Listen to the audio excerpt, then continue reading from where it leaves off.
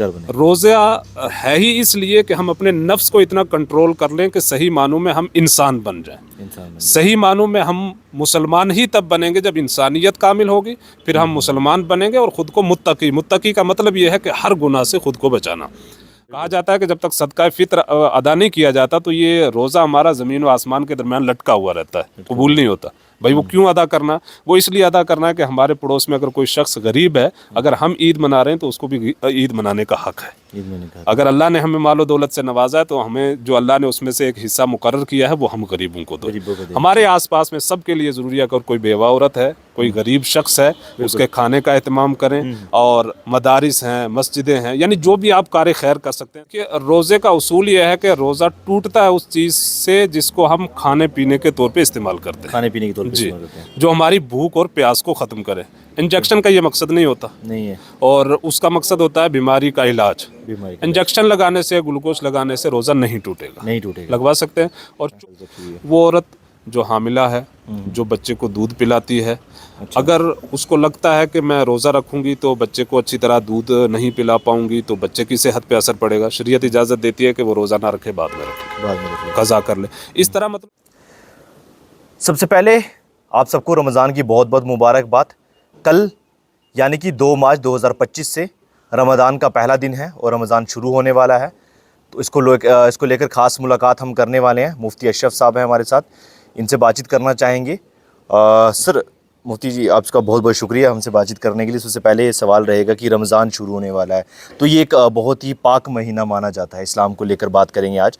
तो लोगों में खुशी की लहर भी है कि रमज़ान आया और खुश हैं लोग कि हम ये रमज़ान देखने जा रहे हैं और इसमें रोज़े रखेंगे, रब की इबादत करेंगे। तो क्या कहते हैं इस रमज़ान में हमें किन चीज़ों का ख्याल रखना चाहिए, जो हमें रखना चाहिए, क्योंकि आज के दौर में कुछ लोग रोज़ा रख कर जो है नहीं रख पाते हैं, इन चीज़ों पर बातचीत करना चाहेंगे, क्या कहेंगे? सबसे पहले बहुत बहुत शुक्रिया आपका, आपने वक्त निकाला। वाकई ये बात बहुत अहम है कि रमज़ानुल मुबारक बड़ा पाक, मुक़द्दस और पवित्र महीना है, जिसके अंदर अल्लाह रब्बुल इज़्ज़त ने हमारे लिए, सारे इंसानों के लिए बड़े अहम पैगाम दिए हैं। सबसे पहली बात तो यह है कि रमज़ान एक इबादत है, रोज़ा, तरावी ये इबादतें हैं। इबादत है। हर मुसलमान के लिए ज़रूरी है कि मुकम्मल तवज्जो के साथ इन इबादतों को अदा करे, क्योंकि इसके अंदर बड़ी बरकतें हैं, रहमतें हैं, और स्पेशली इस महीने को रहमतों मगफिरतों वाला महीना कहा गया है। अब इसकी रहमतों को हासिल करने के लिए मुकम्मल तौर पे हम कामयाब तब होंगे। अल्लाह पाक ने कुरान करीम के अंदर इरशाद फरमाया है कि तुम्हारे ऊपर रोज़े फ़र्ज़ हुए जैसे तुमसे अगलों पे फ़र्ज़ किए गए थे, और उसका मकसद बयान किया है लअल्लकुम तत्तकून, कि तुम लोग परहेज़गार बन जाओ। परहेज़गार बने। रोज़ा है ही इसलिए कि हम अपने नफ्स को इतना कंट्रोल कर लें कि सही मानों में हम इंसान बन जाएं। सही मानों में हम मुसलमान ही तब बनेंगे जब इंसानियत कामिल होगी, फिर हम मुसलमान बनेंगे और ख़ुद को मुत्तकी का मतलब ये है कि हर गुनाह से ख़ुद को बचाना। अब रह गई बात कि जो लोग इसमें मजबूर हों, हद से ज़्यादा बीमार हों, या बहुत ज़्यादा बूढ़े लोग हैं, तो उनके लिए भी शरीयत ने रुख्सत रखी है, इजाज़त रखी है। लेकिन शर्त यह है कि बीमारी इस हद की हो कि वाकई अगर वो रोज़ा रखेगा तो यकीनन उसकी बीमारी बढ़ जाएगी या उस बीमारी में उसकी मौत का ख़तरा है। अच्छा। इतनी सख्त बीमारी है तो वो रोज़ा छोड़ सकता है और उसका फिदिया दे सकता है। फिदिया दे सकता है। फिर उसका वो फिदिया दे सकता है। लेकिन आम नॉर्मली किसी को प्रॉब्लम हो और वो सोचे कि मैं रोज़ा ना रखूं और चंद पैसे इसके मुझे फिदिया देना है, काम चल जाएगा, तो वो बिल्कुल जायज़ नहीं है। वो बिल्कुल उस शख्स के लिए जो कि इंतहाई आखिरी दर्जे का बीमार हो, कि अब उसके शिफायाब होने का कोई चांस नहीं लग रहा है, और लगता नहीं कि ये रोज़ा रख पाएगा, रखेगा तो बीमार हो जाएगा या मर जाएगा, तब वो फिदिया दे सकता है। रोज़े के दौरान में अगर कोई शख्स बीमार हो जाता है या उसको बॉडी से अगर हम मान लो लग जाती है, खून निकलता है, मुंह के रास्ते ना आए, मतलब कहीं चोट आ जाए, खून निकलता है, तो उस हालत में अगर उसको ग्लूकोज वगैरह लगाया जाए तो क्या इंजेक्शन लगाने से उनका रोज़ा रखा मतलब हो सकता है या टूट सकता है, क्या? जी, ये बड़ा अहम मसला है। रमज़ान में अक्सर लोग पूछते हैं कि हमने इंजेक्शन लगवाना है तो लगवाएं या ना लगवाएं। देखिए, रोज़े का उसूल ये है कि रोज़ा टूटता है उस चीज़ से जिसको हम खाने पीने के तौर पे इस्तेमाल करते हैं, खाने पीने के तौर पे जी, इस्तेमाल करते हैं, जो हमारी भूख और प्यास को ख़त्म करे। इंजेक्शन का ये मकसद नहीं होता, नहीं है और उसका मकसद होता है बीमारी का इलाज। बीमारी का इंजेक्शन लगाने से, ग्लूकोज लगाने से रोज़ा नहीं टूटेगा। नहीं टूटेगा। लगवा सकते हैं। और चोट लग गई, खून निकल गया, क्योंकि वो अंदर तो कुछ नहीं गया जो उसकी प्यास और भूख खत्म करे, वो तो अंदर से कुछ बाहर आया है, और उसमें भी उसका अपना कोई इंटरफेयर नहीं है, वो तो अचानक लग गई तो निकल आया। तो खून निकलने से भी रोज़ा नहीं टूटेगा, और इंजेक्शन वगैरह से भी रोज़ा नहीं टूटेगा। जी बिल्कुल नहीं टूटेगा। तो इससे एक और सवाल हमारा निकलता है कि रमज़ान के दिनों में हम जब रोज़ा रख कर बाहर निकलते हैं, कुछ लोग आज भी देखा हमने कि एक दूसरे की चुगलखोरी करना, गिब्बत करना, उल्टी सीधी बातें करना, तो उस समय रोज़े की हालत क्या हो जाती? क्या रोज़ा उनको मतलब मुकरूह हो सकता है? क्या कहेंगे आप? देखिए, रोज़ा सिर्फ इस चीज़ का नाम नहीं है कि बंदा सुबह से शाम तक भूख और प्यास से रहे। ये मकसद नहीं है रोज़े का। रोज़े का मकसद ये है कि सवाब की नीयत से बंदा तुलुए फज्र से गुरूब आफ्ताब तक भूख प्यास इन चीज़ों से, यानी खाने पीने से रुका रहे। ठीक है। उसमें सबसे अहम चीज़ है कि बंदे का जिस्म का हर जुज़ जो है वो गुनाहों से महफूज रहे। गुनाहों से महफूज। रोज़ा रख के अगर हम किसी की ग़ीबत करेंगे, हम गालियाँ देंगे, हम उल्टे सीधे अल्फाज कहेंगे, जाहिर सी बात है रोज़े में कराहत आनी है, क्योंकि मकसद ही था लअल्लकुम तत्तकून। अल्लाह ने कुरान में बयान किया कि तुम मुत्तकी बन जाओ, और जब हम उल्टा सीधा बोल रहे हैं तो मुत्तकी का तो तसव्वुर ही नहीं हो सकता। तो जो रोज़े का मकसद है वो मकसद ख़त्म हो जाएगा, मकसद फोत हो जाएगा। इसलिए रोज़ेदार के लिए ज़बान की हिफाजत सबसे ज़रूरी है। उसके अलावा अपने जिस्म के हर हिस्से की हिफाजत, निगाह की हिफाजत, सारी हिफाजतें ज़रूरी है। तब जाकर ये जो रोज़े का मकसद है लअल्लकुम तत्तकून, कि तुम लोग परहेज़गार बन जाओ, तब जाकर ये मकसद हमें हासिल होगा। अच्छा, इसमें एक और सवाल करेंगे, जब हमें किसी ख्याल से सफ़र में निकलना पड़ सकता है, कहीं हम सफ़र में हैं, तो उसमें रोज़े की हालत क्या होनी चाहिए इंसान को? किन चीज़ों का उस समय भी हमें जो है वो ख्याल रखना चाहिए सफ़र में? अगर हम लंबे सफ़र में 2-3 दिन का सफ़र है तो उसमें क्या रोज़ा हम रख सकते हैं, या हमें छूट है कुछ ऐसी? देखिए, 2-3 दिन का सफ़र है, ट्रेन में जा रहे हैं। सफ़र के अंदर जिस तरह बीमार के लिए रुखसत है, वैसे सफ़र में भी रुखसत है। लेकिन सफ़र जैसे आपने बताया कि कम से कम लंबा सफ़र हो, तकलीफ दे सफ़र हो, जिसमें आपको भूख प्यास परेशान कर सकती है, तो उसमें आपके लिए ये इजाज़त है कि आप रोज़ा ना रखें, मुसाफिर को छूट है, और उसके बाद रमज़ान के बाद आप उसकी कज़ा कर लें।